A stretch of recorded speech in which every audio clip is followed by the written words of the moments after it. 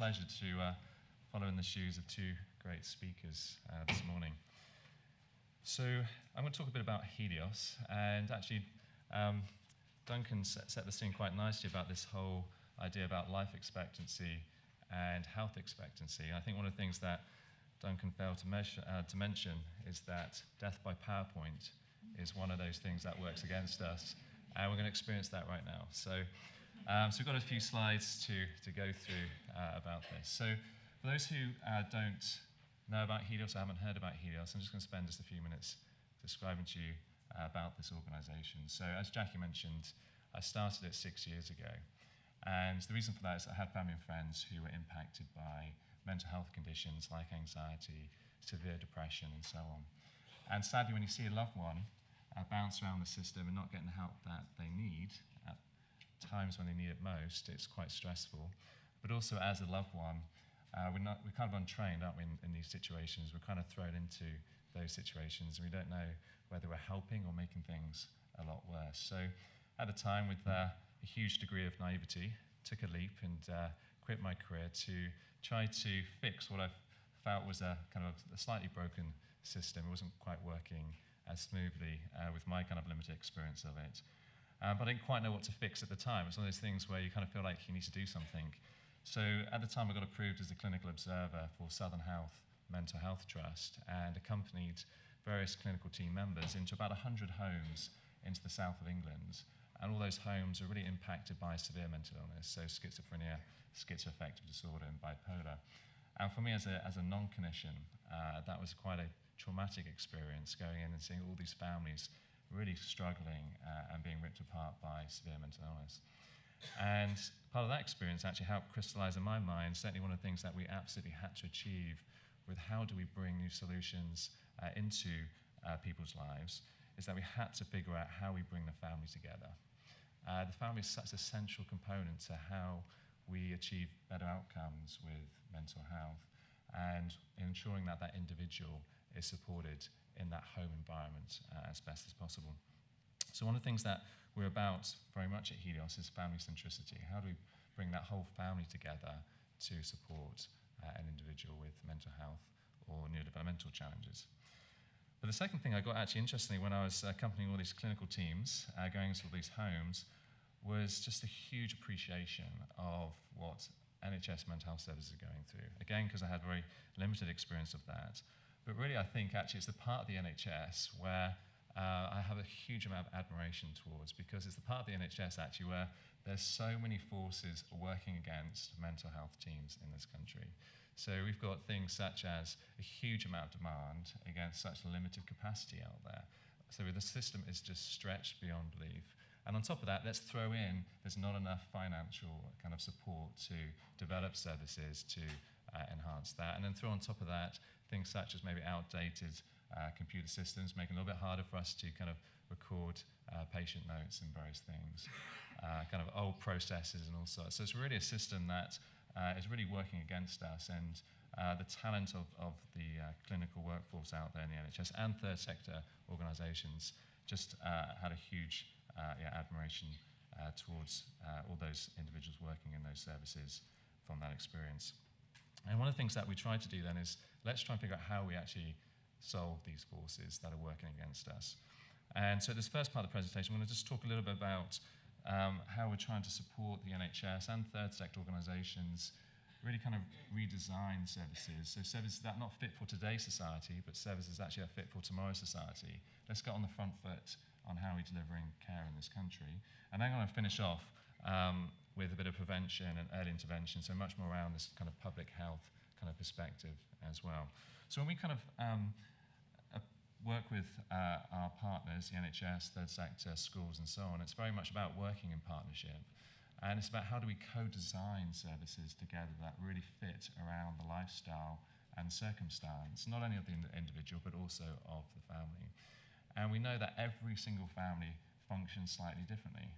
All of us in this audience here today, we all lead our lives slightly differently to each other, and we all have various things that are impacting our lives.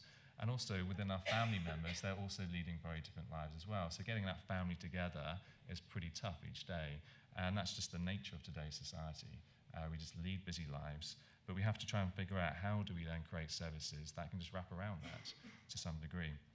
And so when we think about co-designing with our NHS partners, with schools, with young people, with adults and so on, we have some sort of design principles at Healios that we try and think about and how we work with our partners on. And this is about how do we create a very different experience on how we access mental health services. So things such as, should it be fun? Yeah, should it be really simple and intuitive and engaging and things? Because if we can make a service that feels in that sort of way, are people more likely to use it and come back and maybe get the full therapeutic benefit if actually they're finding it fun and it inspires them and so on. And if we are able to achieve that, then the hypothesis is, do we actually get better outcomes at the end of the day with this new kind of designed experience? And so at Healios, what we're trying to do is bring together a few elements. We're trying to combine this human touch, which is absolutely essential when we're working within the mental health space, with technology, and then with evidence-based clinical techniques. And we're trying to kind of mesh that together in a way. And it's a bit of an art form, it's a bit of a science form as well. But the other important aspect is how you wrap design around that. And that design can not only be how the look and feel aesthetically from a digital standpoint, but of course there's a design in the sense of face-to-face services as well. So these are the kind of the things that we're trying to figure out and have a little bit of experience of right now.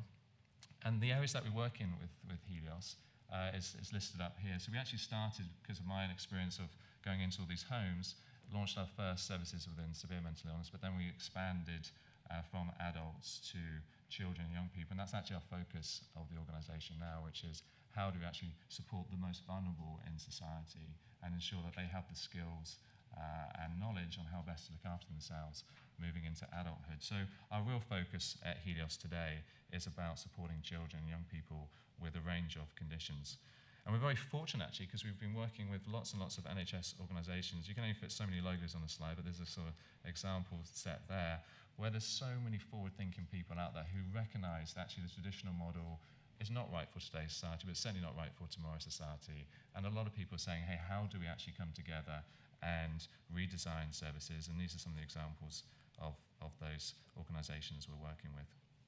So what have we created at Healios? What are the services do we deliver? And this kind of falls in line a little bit with the Thrive model here, if you're familiar with that.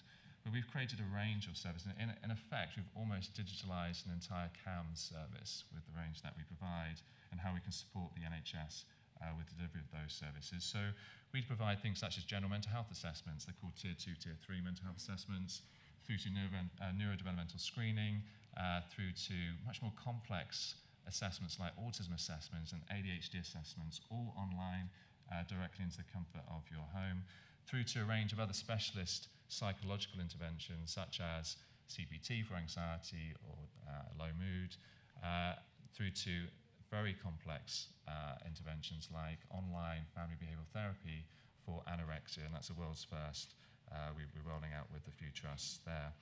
And then finally, kind of at this kind of right-hand side here, a very intensive post-discharge intervention for those children who've sadly been on an inpatient ward for several weeks or a couple of months, and that when they're discharged, we have a special intervention that supports that young person reintegrate back into the family life, but also back into society. And then on the left-hand side, we have prevention, and I'm going to come on to that in a few slides' time. So what did we create in the end, and how we're working with our NHS partners, is that we created this platform which enables a young person and their family members, doesn't matter what location they're in, they can be in different locations, to all connect in to have their clinical session through a laptop or through a smart device. And they see our clinician on their screen, and they get to interact in really cool ways. We show things on the screen, they're able to draw on the screen and interact in various different ways. And it's a really nice way of just bringing that family together to receive a range of services through this kind of online mechanism. But one of the most important things then is, okay, with this kind of new model of care and how we're kind of creating this hybrid system of a local service can offer face-to-face care, but also a local service can offer sort of online services, what is ultimately the impact of that? And here's just some example data points here. So here's an example of Therapeutic Alliance. So there's often this question of, well, actually, can a young person get a good therapeutic alliance with a clinician online as they can face-to-face? And the answer quite simply is yes.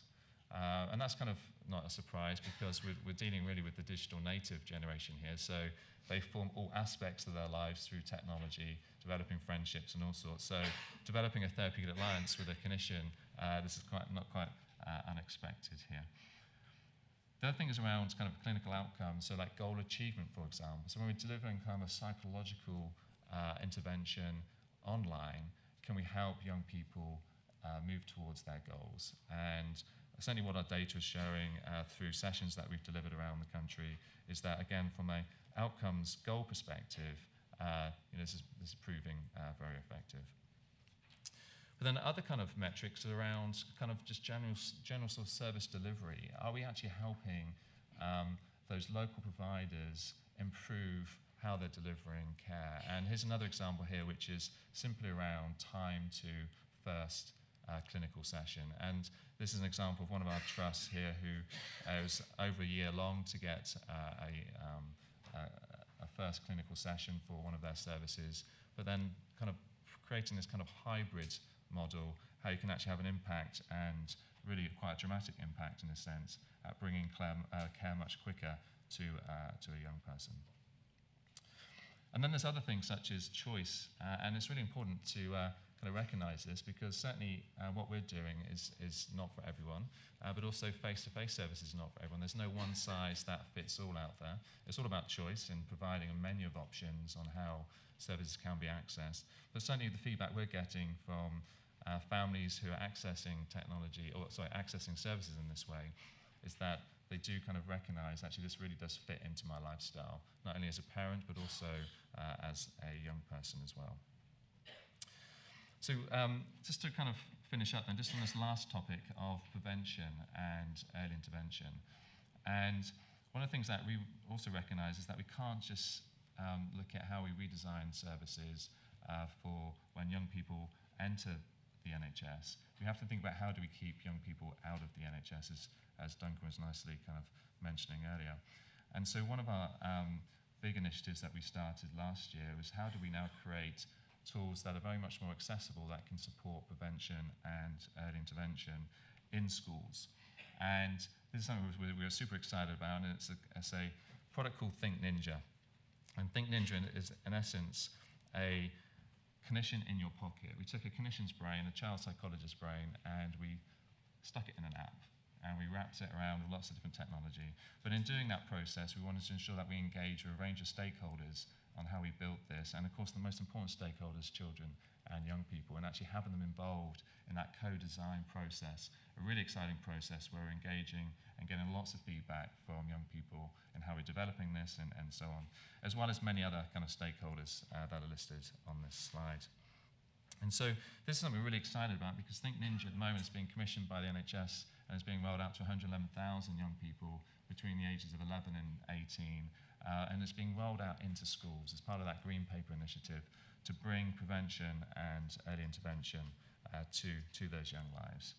And so in essence, this is built on clinical evidence. So it's built on cognitive behavioural therapy principles, and you wrap around that with kind of motivational interviewing, gamification, and various other things to bring what is a really exciting experience for young people to access prevention skills, sort of building resilience and various other things, as well as bringing to support for, say, early stage of anxiety or low mood symptoms. So with this app, how a user experiences kind of all this information is through a wise ninja. And in essence, the wise ninja is the personification of a clinician. So all that knowledge, that brain of that clinician is kind of communicated through this wise ninja character, which is basically sat in your pocket 24/7. And we're going to meet the wise ninja right now. Welcome. I'm Wise Ninja, your personal guide here to support and coach you in managing your emotions and fulfilling your potential. In life, there are times when we feel great and all is well in the world. Of course, there are times when we feel life is too much to handle. It's normal to sometimes feel low, fed up, and stressed. How we pick ourselves back up and keep going is important. There are times when we feel weighed down by our worries, think we can't do something, and start to behave differently. It can happen to all of us. Things that were once easy now feel impossible. At times like these, we all need a little help. Sounds easy, right? But asking for help isn't always easy. Sometimes we may think there is no one there to help us, especially when we need it the most. That's where I come in. I'm here anytime you need me, so don't be shy. We can talk about feelings, thoughts, and together we'll work through exercises to help you feel healthier, happier, and ready to make the most out of life. We will develop ideas and skills to help manage our moods and cope with the bumps that come along in life. These new skills will stay with us forever. Let's get started, and remember, I'm here with you every step of the way. So that's the Wise Ninja there that young people get to connect with on their phone. But today what you've seen, though, is this really exciting development in how new models of care are being implemented across the country. But what's also really exciting is actually how we're moving towards this kind of connection between prevention at scale and early intervention with those more specialist type services in an integrated way. So we have this kind of technology-led, clinician-supported services that can be rolled out at scale, supporting young people staying well, but then also how that connects into specialist services as needed, wrapped around their lifestyle on their terms. And I think this is some of the exciting things with our NHS partners and third sector organisations, that this new model of care is a reality and it's being validated, and it's really exciting on how that's moving forward. So just to finish off, the important thing is just how this impacts lives. And here's just an example here of a quote from a young girl about how she received therapy online. And then also a quote here for a parent receiving an autism assessment online. And when we get this right, we just have a profound impact on people's lives in so many different levels. And I think this is what's exciting about this new hybrid model of care on how we're tackling these many different issues, is that we do have this impact. So thank you everyone for your time, and it's been great to be here today.